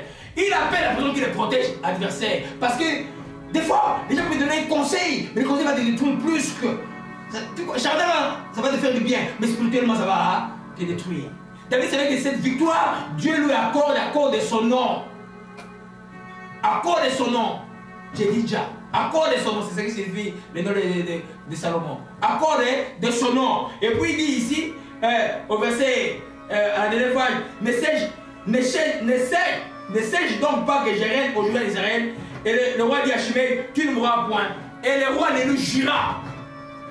Imagine-toi, quelqu'un qui il y a quelques jours, il t'a injurié, il t'a offensé, et il t'a injurié, il t'a offensé, et quand tu reviens, et tout d'un coup, il mérite la mort. Mais toi, tu dis: non. Quand je revois ce que Dieu m'a fait comme grâce, quand je vois que j'étais en train de partir ici en pleurant, que Dieu m'a fait du bien maintenant, je vais faire du mal à une personne? Non. C'est ça le cœur selon l'homme, et l'homme selon le cœur de Dieu. Il ne rend pas le mal pour le mal. Il rend le mal pour les biens. Il a même juré à Shimei qui l'insultait que tu ne mourras point. C'est pourquoi je disais le principe que les victoires de la grâce, avec les victoires de la grâce, David, on voit que David, c'est encore, s'il avait tué Shimei, il aurait fait encore faire du mal. Il dit: Je ne verserai pas le sang de quelqu'un aujourd'hui. Dieu m'a fait grâce. Et ce n'est pas la première fois. On a vu ça dans l'article là, un Samuel chapitre 30. Et quand il a récupéré tous les biens, les gens qui l'avaient abandonné, il dit: Tout le monde va avoir même ceux qui nous ont abandonnés. Vous comprenez un peu? Il avait propension, il avait l'habitude de faire du bien. C'est pourquoi moi, quand je regarde les chrétiens d'aujourd'hui, je dis: Oh, beaucoup ne sont pas au ciel. Quand j'entends les églises, les gens en train de se chamailler, les frères et les soeurs en train de chanter, l'autre chante, il regarde l'autre. Je ne comprends pas ça. Si tu n'es pas baptisé dans l'amour de Christ, tu ne verras pas Christ. Alléluia. Nous comprenons, mes bien-aimés. Alléluia. Gloire à Jésus-Christ. Donc, Dieu sera toujours envers ceux qui sont soumis. Quand David fait ça, quand il n'est pas le chemin, il fait quoi? Il préfère rester soumis à Dieu. Alléluia. Beaucoup d'entre les chrétiens, quand il y a des victoires, ils ont vu, il y a même qui chantent des chansons. Et prends une photo aujourd'hui. Demain, quand ce que Dieu va me faire, je vais vous montrer comment je vais le bénir. Alors quand Dieu le bénit, c'est qu'il a fait bénédiction, il commence à montrer des voitures, il commence à montrer des maisons. Ça s'appelle la bénédiction de Dieu. Amen. Mais bien aimé, est-ce que Bill Gates, je ne sais pas s'il est chrétien. Soros, est-ce qu'il est chrétien? Non. Alléluia, ça c'est mon micro. Alléluia. Je vais le fermer. Amen. Est-ce qu'ils sont chrétiens? Non. Ça c'est des choses de la terre. Toi, tu as encore plus. Ça t'appartient, tu es enfant de Dieu. Tu as encore plus qui t'attend. Plus tu t'attends. Amen. Nous comprenons, mes bien-aimés? Alléluia. Donc Dieu sera toujours avec ceux qui sont soumis parce que la soumission est le symptôme de l'humilité. Tu peux me dire que je suis humble si tu n'es pas soumis à l'autorité, si tu n'es pas soumis à Dieu, si tu n'es pas soumis aux règles établies, si tu n'es pas soumis aux frères et sœurs, aux choses que vous êtes entendus. Non. Alléluia. Jacques 4, versets 6 à 7. Alléluia. Que Dieu soit loué aujourd'hui. Alléluia. Je rends grâce au Seigneur. C'est un Dieu de grâce. Amen. Alléluia. C'est pourquoi dans l'oppression, il faut tenir ferme. Amen. Allez, Jacques 4, versets 6 à 7. Je lis au nom du Seigneur. Gloire à Jésus-Christ. Il accorde au contraire une grâce plus excellente. C'est pourquoi l'Écriture dit Dieu résiste aux orgueilleux, mais il fait grâce aux humbles. Soumettez-vous donc à Dieu, résistez au diable et il fuira loin de vous. Alléluia. Le 9 et 10 aussi. Sentez votre misère, soyez dans le deuil et dans les larmes, que votre rire se change en deuil et votre joie en tristesse. Humiliez-vous devant le Seigneur et il vous élèvera. Voilà, c'est ce que David a fait. Il s'est laissé humilier devant le Seigneur. Comme je vous dis, quand on dit s'humilier devant le Seigneur, c'est aussi des hommes qui peuvent t'humilier. Dieu peut utiliser les hommes aussi à t'humilier. Alléluia. Toi, regarde vers Dieu. Alléluia. Il dit, verset 7, Dieu résiste aux horrifiés grâce aux hommes. Soumettez-vous donc à Dieu. On voit le lien entre la soumission et l'humilité. Si tu es rebelle, tu n'es pas humble. Non. Il y en a peut-être qui font, ils portent tout ça. Ils disent, non, je suis humble. Non, non, non, c'est pas ça. Être humble, c'est des actes. Des actes de soumission à ce que Dieu commande. À ce que Dieu te demande de faire. Alléluia. Gloire à Jésus-Christ. Amen. On va ne va pas terminer aujourd'hui. Je me reste 4 minutes. Je vais faire juste un résumé de ce que je vais continuer dimanche prochain. Je vais vous parler. Et allez dans l'enseignement que je vous ai recommandé de suivre dans les œuvres de la chair sur la rébellion. Et il y a ces 2 ou 3 vidéos comme ça là. Mais je vais vous parler des 4 axes de la rébellion ou 4 types de rébellion. L'esprit de rébellion agit et quelles sont les portes qui ouvrent et cet esprit à entrer dans nos vies. Alléluia. Le premier axe qu'on va voir dimanche prochain, c'est désobéir à la parole écrite de Dieu. Qui veut connaître la Bible? Ah, si tu la connais, tu as des problèmes. C'est-à-dire qu'il faut obéir. Amen. On ne peut pas connaître la Bible pour juste dire je connais. Non, on étudie la Bible pour agir, pour obéir. On va voir ça dimanche prochain. On va aussi désobéir à l'ordre révélé de Dieu. À l'ordre, ça dit que Dieu te donne un message, une prophétie, un songe très clair, où Dieu te parle par une voix audible du Saint-Esprit. Dieu te parle par une prémonition. Donc, un chrétien qui développe cette sensibilité à l'esprit aura toujours des victoires. Parce que quand tu n'obéis pas à ce que le Saint-Esprit te demande, des fois, on a prié, il y a des jours le matin, là on a prié, je me dis, oh, dis aux gens, on va prendre un verre d'eau. Mais il y en a qui savent ce qui s'est passé dans leur vie. Vous savez un peu? Alléluia. Amen. Comme pendant qu'on priait, j'ai vu comme un genou. Je sais qu'il y a quelqu'un qui a un problème de genou, que Dieu règle cela. Et je déclare avoir toute attaque sur le genou, cette personne-là va demeurer nulle et sans effet. Amen. Donc, tu vois quelque chose, et puis tu agis selon l'ordre du Saint-Esprit. Quand tu ne fais pas ça, tu rates beaucoup de choses. Tu désobéis à Dieu. Il y a un évangéliste qui est arrivé, j'ai dit quand j'étais jeune chrétien, en Argentine, il avait fait un réveil comme on dit, et puis il arrive, ils étaient quatre dans une salle en train de prier, il priait, rien ne s'est passé. Mais une fois il dirait, donne un coup de poing sur la tête, sur la table, donne un coup de poing sur la table. Je dis, oh, c'est quoi ça, un coup de poing sur la table? Hein? Donne un coup de poing sur la table. Jusqu'au presque 7e jour, il dit jamais, chaque mon frère, j'attends, on me dit, donne un coup de poing. Il dit, mais donne alors, ça nous fait, c'est un coup de quoi? Il donné un coup de poing sur la table. Ils ont prié, donné un coup de poing sur la table, paf! Et puis après, ils voient que quelqu'un ouvre la porte, c'était un fou qui entre. Et le fou vient, il prie pour le fou et guérit. Quand le fou sort, toute la ville demain, le réveil était dans la ville. Comprenez? L'œuvre du Saint-Esprit. Amen. Ça, c'est des autres choses. On ne va pas sortir d'ici. Si je rentre dans ça là, on ne va pas se sortir. Alléluia. Nous avons vu dans la Bible, on va voir dimanche prochain, il y a des gens qui ont désobéi. Jonas, Dieu l'envoie. Va dans la ville de Ninive, proclame ceci que je vais détruire cette ville-là. C'est la ville païenne. C'est comme New York d'aujourd'hui. Mais Jonas fuit. Quand il fuit, Dieu le bloque, la tempête dans le bateau. Et finalement, les gens qui étaient avec lui disent, oh, mais il y a quelqu'un qui nous cause des problèmes ici. Ils ont jeté le sort est tombé sur Jonas, on a pris Jonas. Et Jonas dit, jetez-moi seulement dans la mer, c'est moi qui vous cause des problèmes. Hein? Ça c'est le billet. Hein? Il ne s'est pas caché, on l'a jeté dans la mer. Un vrai serviteur de des problèmes avec Dieu. Tu ne laisses pas les autres souffrir à cause de toi. Amen. Tu prends tes responsabilités. Amen. Alléluia. Et puis on le jette dans la mer, c'est l'histoire de Jonas, il est allé à Ninive. On a vu l'histoire d'Akan. Akan, on a interdit que quand Israël gagne les combats, on ne touche rien dans la vie des Haïs. Et Akan va dérobe les choses, il cache dans sa chambre. La malédiction était sur Israël. Et non, dans la vie de Jéricho. Et puis, il cache, quand il va dans le combat avec Haï, c'était un petit peuple. Israël a perdu. Vous comprenez un peu? Quand l'ordre descend, il y en a qui veulent le Saint-Esprit, mais quand il parle, il ne faut pas l'ignorer. Quand il dit patience, ne joue pas avec ça. Je dis, il y en a qui n'aiment pas qu'on leur dit, l'Esprit dit, sois patient. Mais Dieu agit avec la patience. Un des plus grands serviteurs de Dieu que nous connaissons, c'est qui? À part Jésus. Moïse. Moïse a fait combien de temps dans le désert? 40 ans. Hein?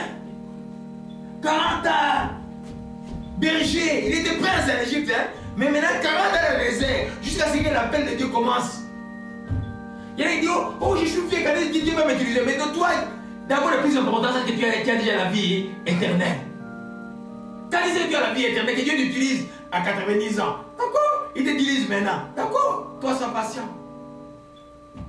Alléluia. On va voir aussi le troisième axe, désobéir à l'ordre du Saint-Esprit. Quatrième axe, désobéir à l'autorité établie par Dieu. Je vais dire, d'abord, il y a quand on dit autorité par Dieu, ils disent, bon, ça c'est l'église. Non. Dans le monde, les magistrats là sont établis par Dieu, c'est dans la Bible. Les autorités, le bon roi dans vos pays, vos présidents sont établis par Dieu. C'est-à-dire que vous devez prier pour eux. Il faut obéir quand ils mettent des règles. Les chrétiens ne désobéissent pas à la loi des nations. Les chrétiens doivent obéir. Hein? Le président déclare pas l'impôt et puis il dit non, si déclare ton impôt. Alléluia. Les chrétiens font des choses qui sont par rapport à la loi. Et quand vous obéissez à la loi, vous venez de troubler. Moi j'ai gardé la green card américaine pendant 17 ans, j'ai traversé la frontière, je n'avais pas aucun problème parce que je n'avais aucun problème avec la justice. 17 ans. J'ai gardé la green card américaine, je l'ai remis l'année passée. Hein? Pour les autres, il y en a toujours là, je ne sais pas ce qu'ils vont en faire. Quand tu marches droit, tu fais les choses droit, tu n'as rien à craindre. Les chrétiens, et on va passer des manches, on va sur l'ordre dans l'église. C'est tellement important. L'église peut être un lieu de bénédiction, mais c'est un lieu malheureux pour les rebelles. Parce que quand tu es esprit de rebelle, qu'est-ce que tu fais à l'église? Tu as un esprit de rébellion. Tu n'as pas de place à l'église. Amen. Alléluia. C'est pourquoi j'ai toujours dit, avant de dire à quelqu'un, tu es mon pasteur, il faut gêner pendant 3 jours, dire devant qui est cet homme-là. Parce que les conseils, un vrai pasteur de Dieu n'est pas votre surveillant. Je m'en fous de ce que vous mangez, où vous dormez, si vous dormez sur un hamac, si vous dormez sur un matelas enfoncé ou sur un gonflable, je m'en fous. Amen. Le plus important, c'est votre vie spirituelle pour moi. Alléluia. Est-ce que vous marchez bien avec Christ? Parce que le plus important pour moi, et ma récompense aussi, c'est que tous se sont avec Jésus-Christ. Et bien sûr, mais le bonheur pour moi, c'est de pouvoir aussi progresser socialement et que vous viviez bien en paix. Mais des fois, je dois vous donner des conseils. Je me dois de vous donner des conseils. Je me dois des fois de vous corriger un peu. En vous respectant. Dans la parole toujours. Voilà mon frère, ma soeur, voilà ce qui est écrit. Voilà ce qui n'est pas écrit. Et c'est ça. On va voir ça parce que la Bible dit, il y a beaucoup de la différence pour ceux qui vous conduisent dans le Seigneur. On va voir aussi, et dans la famille. La famille, c'est la première église de Dieu. Sur cette terre, c'est la famille. C'est moi, Satan combat la famille. Vous voyez un peu? Parce que c'est mon troisième livre que je suis en train d'écrire, La souffrance de l'herbe. C'est pour sur la famille. Donc vous avez, Dieu, 1 Corinthiens chapitre 11 dit, nous avons Dieu le Père et puis Jésus-Christ, après Jésus-Christ c'est le Père, après le Père c'est la mère, après viennent les enfants. C'est l'ordre établi de Dieu. Alléluia. Tout ça c'est un ordre établi. Le Père aime le Fils aime l'homme, l'homme aime la femme, les parents aiment les enfants. C'est un ordre d'amour, mais c'est un ordre de Dieu. On va voir ça dimanche prochain. Alléluia. Et nous allons terminer par les conséquences de la rébellion. Ça aussi, nous on va voir. C'est un peu un résumé de beaucoup de choses que j'ai dit. Je vais donner un résumé pour que vous reteniez quelque chose. Des fois, on parle beaucoup, mais les gens ne retiennent rien. Alléluia. On va terminer par là. Parmi les conséquences, on va voir la rébellion attriste le Saint-Esprit. Deuxièmement, la rébellion rend le Saint-Esprit ton ennemi. Si tu es avec Dieu, le Saint-Esprit est en toi. Quand tu désobéis, vous allez voir les Écritures, hein, le Saint-Esprit va te combattre. Et là, pour t'en sortir, ça devient compliqué. Parce que le problème est que ta filiation avec Dieu ne peut pas cesser. Tu restes enfant de Dieu. Dieu fera toujours que ses enfants retournent sur la voie. C'est pourquoi le prophète Isaïe dit, sur les chemins que j'ai tracés pour vous, nul insensé ne se perdra. En d'autres termes, quand c'est une guerre que les gens, surtout quand j'ai dit aux gens, pardonne les gens. Mais tu vois, tu l'as mis dans les gens. Mais là, tu entres en guerre avec le Saint-Esprit. Parce qu'il est en toi, parce que tu es enfant de Dieu. Mais toi, tu ne peux pas t'obéir à Dieu. Il a attristé, il te combat. Alléluia. On va voir ça dimanche prochain. On va aussi voir, avec la rébellion, la mort sera dans toutes tes entreprises. Il n'y a rien qui, comme j'ai dit à l'introduction, tout ce qui est entreprise qui commence par la rébellion est voué à quoi? À l'échec. Alléluia. Quatrième conséquence, nous allons voir dimanche prochain, ça va être très fort. Dieu te frappera d'aveuglement dans sa parole. Ça dit qu'il ne va pas comprendre la parole de Dieu. Quand tu es rebelle là, il y en a qui disent, ils ne comprennent rien. Il ne comprend rien. C'est pourquoi il commence à imaginer. La Bible s'explique par elle-même. Vous voyez, tout ce que je vous dis là, je vais tourner dans la Bible. Je ne peux pas expliquer mes propres pensées. Je peux commenter un peu, je peux emphaser un peu, je peux faire rire un peu, mais je retourne sur la parole de Dieu. C'est comme on va voir dimanche prochain. Père Céleste, nous rendons tout simplement grâce. Nous te disons merci pour tout ce que, oh Dieu de grâce, tu nous as enseigné aujourd'hui. Comme enfant d'adoption en Christ et Jésus, oh, tu pries avec nous, Père Céleste, je te demande pardon pour toute rébellion dans ma vie. Aujourd'hui, je me reconnais rebelle. Et je te demande pardon. Et je renonce maintenant à tout esprit de rébellion dans ma vie. Éloigne-toi de moi. Je vais te soumettre à Dieu en toutes choses. Je vais plaire à mon Dieu par sa grâce. Père, je te dis merci de me libérer. Je te dis merci de m'avoir aimé tant. Je te dis merci au nom de Jésus-Christ. Je t'ai ainsi prié. Amen. Acclamons le Seigneur. Alléluia. Amen.